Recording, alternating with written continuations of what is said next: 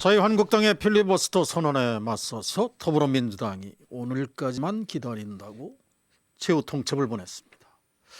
패스트트랙 공조에 나섰던 야당들과 함께 내년도 예산안을 비롯해 패스트트랙 법안과 민생 법안에 대한 협의를 한국당을 빼고 가동한다는 거죠. 다만 하나의 변수가 생겼습니다. 자유한국당이 원내대표 교체를 결정하면서 민주당도 협상장의 문은 열어놓기로 했습니다. 대충돌이 예고되는 가운데 과연 국면전환이 이루어질까 하는 기대도 엿보이고 있는 이런 상황입니다. 인사이트 K의 배종찬 연구소장을 연결합니다. 소장님 안녕하십니까? 안녕하십니까. 배종찬 소장입니다. 네. 자, 여의도 기상을 진단해보죠. 여야가 패스트트랙을 둘러싸고 치열한 공방을 계속 벌이고 있는데 이 법안 처리에 대한 국민 여론 어떨까요? 네, 자유한국당이 필리버스터 카드를 꺼내들었고 또 이에 맞서서 이제 더불어민주당은 자유한국당을 제외한 4+1 이렇게 해서 패스트트랙 법안 통과 이야기를 앞서 또 유현채님께서도 말씀 주셨는데 네. 그럼에도 불구하고 지금 현재 시점의 여론은 모르겠습니다. 하지만 대체로 국민들은 합의해서 결정을 하라는 것과 그다음에 기한 내에 표결 처리해라. 상당히 팽팽한 여론으로 나타나고 있습니다. 지금 현재 시점 조금은 달라졌을 수도 있을 것으로 보이는데 이 리얼미터가 오마이뉴스를 받아서 지난 26일 실시한 조사였고요. 전국 501명 무선전화 면접 및 유무선 RDD 이 자동응답 조사 표본오차 95% 신뢰 수준 플러스 마이너스 4.4%포인트 응답률 4.3% 자세한 사항은 조사기관의 홈페이지에서 확인 가능합니다. 어떻게 해야 될지는 물어봤습니다. 일부 정당이 이 패스트트랙 법안 처리를 끝까지 반대할 경우 자유한국당을 의미하는 것 같습니다. 어떻게 해야 하는지 물어봤는데 합의 정당들 간에 4+1 기한 내에 표결을 처리해야 된다가 45.9%. 네. 이 반대 정당인 자유한국당까지 포함해서 기한을 넘기더라도 합의 처리를 해야 된다는 것이 42%로 매우 팽팽하게 나타나는데요.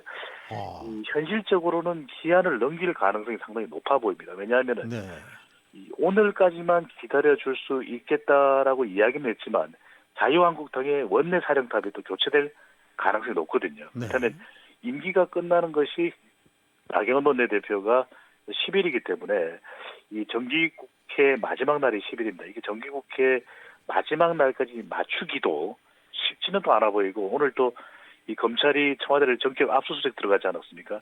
너무 많은 현안들이 얽히고 설켜 있기 때문에 기한 내에 어떤 것을 처리한다. 예산안도 지금 수년 동안 기한 내에 처리를 안 하고 있기 때문에 못하는 것인지 안 하는 것인지 이 기한 내에 한다는 것을 우리 국민들이 곧이곧대로 믿기는 어려워 보입니다. 네. 자, 지금 말씀하신 그 패스트트랙의 중심에 서 있는 법안이 바로 선거법 개정 그리고 공수처법 설치인데 이게 당초에는 상당히 이쪽을 공감하는 여론이 많았는데 지금 말씀하신 것처럼 이렇게 팽팽한 여론으로 바뀌게 된 배경이 궁금하네요. 네, 이 선거법 관련해서도 그렇고 공수처 설치법이 지금 가장 큰 쟁점 아니겠습니까? 네네. 여기에 맞물려서 뭐 유치원법도 있고 데이터 3법도 있고 또 민생 어린이 안전법안도 있는데 글쎄요 개별 법안들을 따져보면 선거제 개정과 관련해서도 국민들은 상당히 이 소수 정당의 의견도 이 득표에 비례해서 반영될 수 있다 이런 취지는 공감을 하고 있는 것으로 나타나서고요. 또 공수처 법안과 관련해서도 고위공직자 범죄수사처 이름 명칭대로만 따른다면은 상당히 이 기관이 없어야 될 이유가 뭐겠는가.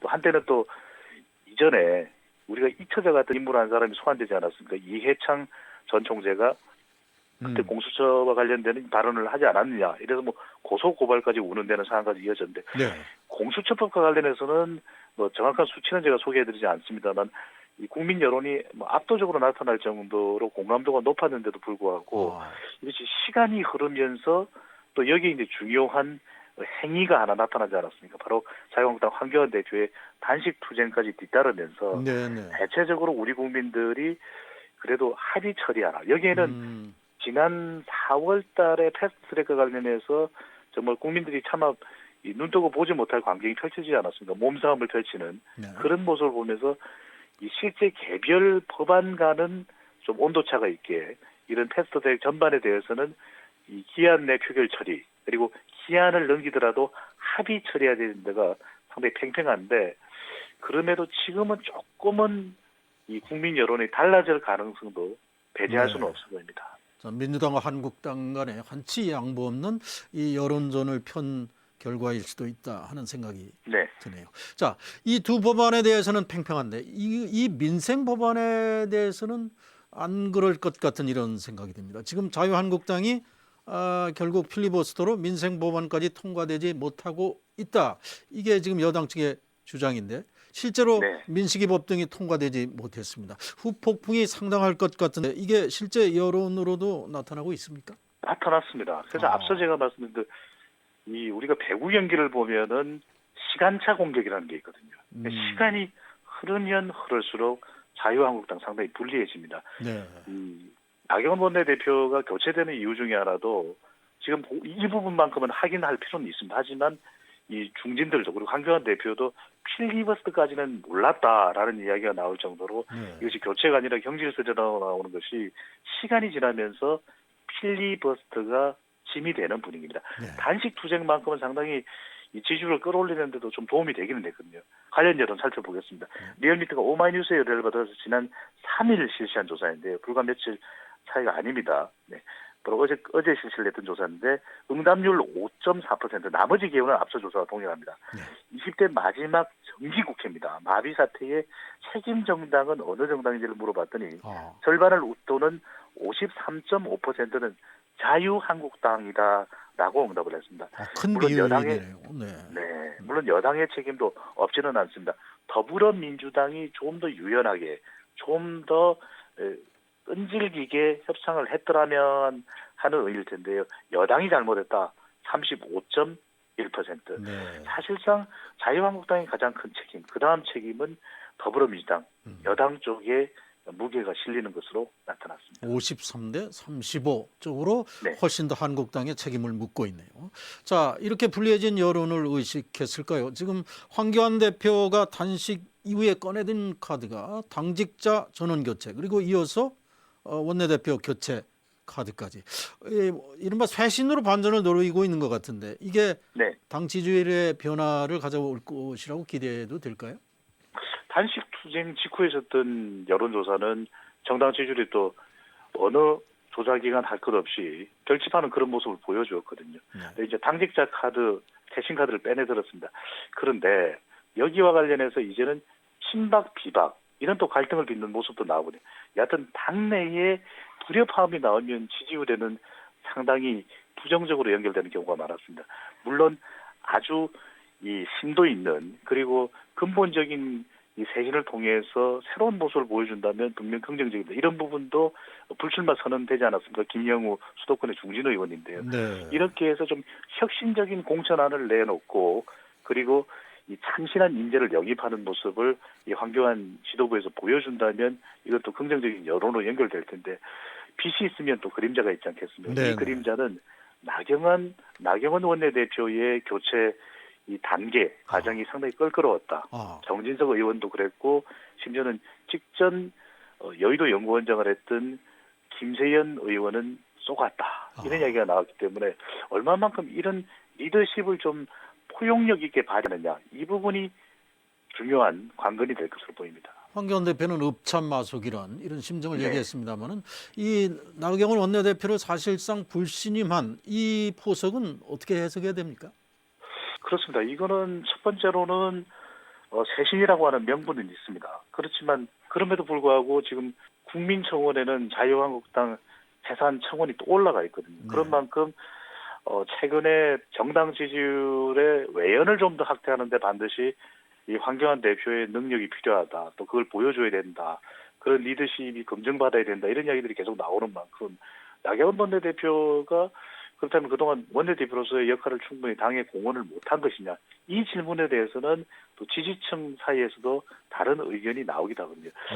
교체를 할 수밖에 없었던, 경질할 수밖에 없었던 그런 이유는 있어 보입니다. 왜냐하면은 당의 외연을 할 때는 확대를 하기 위해서는 무당청의 우리 코너를 통해서도 설명을 드렸지만 상당 부분 포함되어 있는 샤이 보수, 그러니까 자유한국당의 호감도가 낮기 때문에 자유한국당을 지지합니다.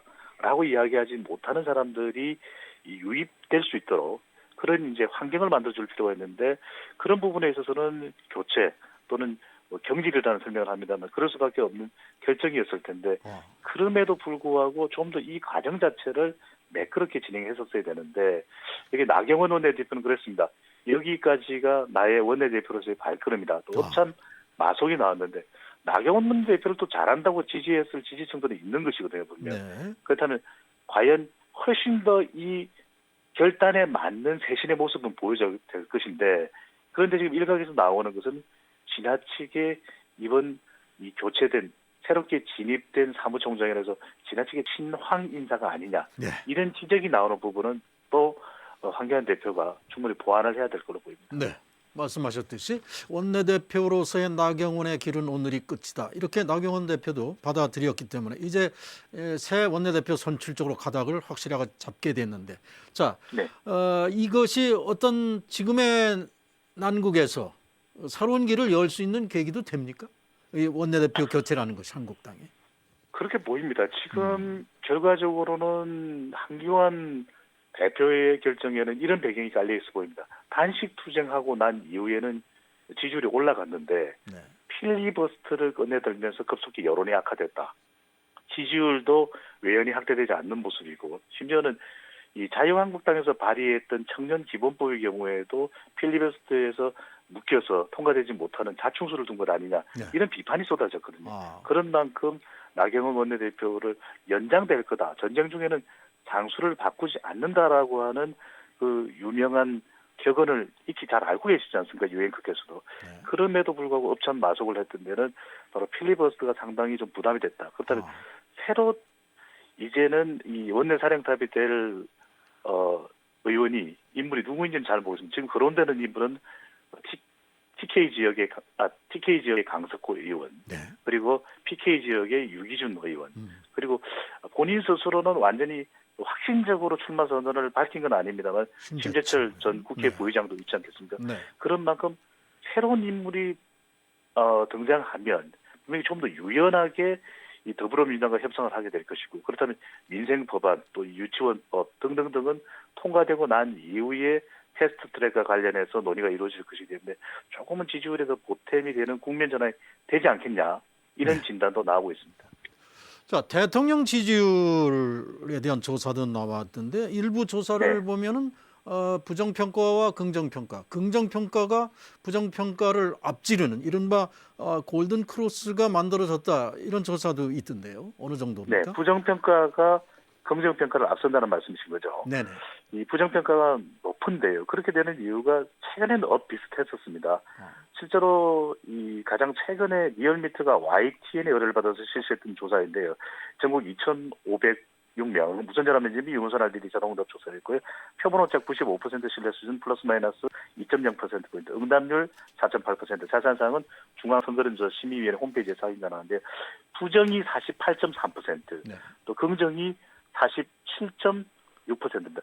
부정과 긍정이 거의 비슷한데 지금 말씀하셨던 부정 쪽에 이 상승 기류가 감지되고 있기도 합니다. 왜냐하면 지금 대통령 주변의 청와대 발 의혹이 중도층이 봤을 때는 상당히 이해하기 힘든 부분이기 때문에 이런 부분이 인기 반환점을 둔 문재인 대통령에게는 상당히 부담이 되는 그런 양상으로도. 근데 소장님, 보입니다. 제가 말씀드린 건 RN서치 조사인데 긍정이 49점이 부정이 46.7로 나와서 이 골든 긍정이 크로스 부정보다 높네요. 예, 이게 골든 크로스를 만들었다 하는 그런 조사였습니다. 그렇게 되는 이유도 있을 겁니다. 네네. 분명히 지금은 진영 간 대결 구도가 뚜렷하기 때문에 네.